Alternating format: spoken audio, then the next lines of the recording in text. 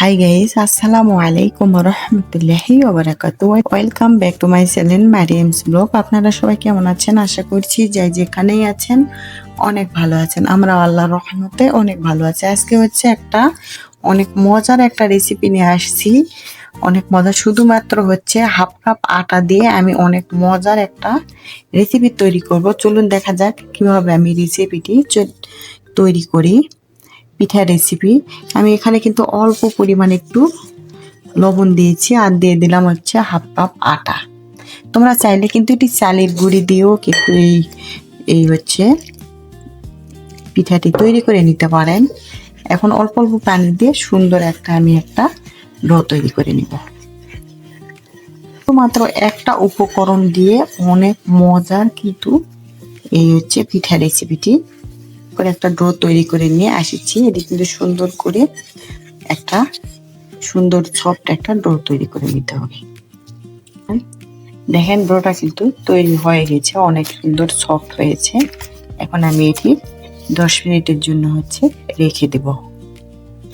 আমি কিছুক্ষণ পর এখন এটি আমি চিকন চিকন করে লম্বা করে আমি হচ্ছে এটি বেলে নিব। দেখেন কিভাবে আমি হচ্ছে লম্বা করে অনেক পাতলা করবেন। এটি কিন্তু যত হচ্ছে চিকন করবেন তত কিন্তু এই নাস্তাটি খেতে ভালো লাগবে। এভাবে কিন্তু আমি অনেক লম্বা করে চিকন করে বেলে নিয়ে আসছি। পিঠাগুলো কিন্তু হচ্ছে আমার বানানো হয়ে গেছে। আমি কিন্তু একটু মোটা করে বানিয়ে নিয়েছি, কারণ আমার হাতে সময় অনেক কম। তোমরা কিন্তু এটি যত চিকন করবেন এই পিঠাটি খেতে কিন্তু ততটাই মজা লাগবে। আমি অনেক চালু করে অনেক অল্প পরিমাণ কিন্তু তৈরি করেছি। তোমরা কিন্তু পরিমাণ বেশি দিয়ে বেশি তৈরি করে নিতে পারো। এই তো এখানে একটা পাতিল বসে দিয়েছি। পাতিলের মধ্যে আমি পানি দিয়েছি। পানিগুলি কিন্তু আমার ফুটিয়েছে। দেখেন এই ঠান্ডা পানির মধ্যে কিন্তু এই হচ্ছে পিঠাটি দিবেন না, তাহলে কিন্তু গলে যেতে পারে অথবা ভেঙে যেতে পারে। এরকম গরম পানির মধ্যে এই হচ্ছে পিঠাগুলি ছেড়ে দিতে হবে। এটি কিন্তু যত লম্বা করে বানিয়ে নেবেন তত কিন্তু পিঠাটি দেখতেও সুন্দর লাগবে, খেতেও সুন্দর লাগবে। কিন্তু আমার বেশি বড় করে হচ্ছে বানিয়ে নিতে পারি নাই। দেখেন ছোট ছোট হয়েছে। এখন ভালো করে হচ্ছে আমি এই পিঠাগুলি সিদ্ধ করে নিব। আগে কিন্তু নেড়ে ছেড়ে দিবেন না, কিছুক্ষণ এরকম ফুটিয়ে নেবেন, তারপরে নেড়ে দিবেন। সাথে সাথে কিন্তু নাড়তে যাবেন না, তাহলে কিন্তু পিঠাগুলি ভেঙে যেতে পারে। পিঠাগুলি যখন হচ্ছে সিদ্ধ হয়ে যাবে তখন কিন্তু এগুলি উপরে ভেসে উঠবে, তখন মনে করবেন পিঠাগুলি কিন্তু সিদ্ধ হয়ে গেছে। দেখেন এখন আমি একটু নেড়ে চেড়ে দিচ্ছি। স্বাদের জন্য এখানে 2টা সাদা এলাচ দিয়ে দিলাম আমার পছন্দ মতো চিনিটা কিন্তু তোমরা তোমাদের পছন্দ মতো দেবেন। যারা যে পরিমাণে হচ্ছে মিষ্টি খাবেন সেই পরিমাপে কিন্তু চিনিটা এখানে অ্যাড করবেন।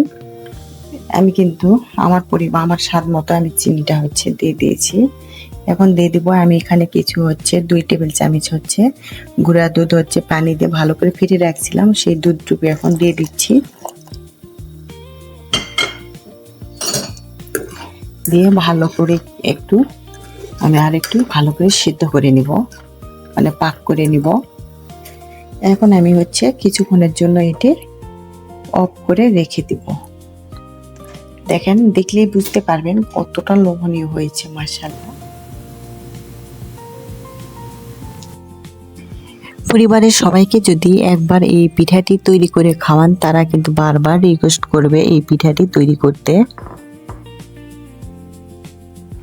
পিঠাটি দেখতে যেমনটাই লোভনীয় হয়েছিল, খেতে কিন্তু মাশাআল্লাহ অনেকটাই দুর্দান্ত ছিল। একটা প্যাটির মধ্যে উঠিয়ে নিচ্ছি। আমি কিন্তু অনেক অল্প পরিমাণে তৈরি করেছি। তোমরা কিন্তু উপকরণ বেশি দিয়ে এটি বেশি করে তৈরি করে নিতে পারেন।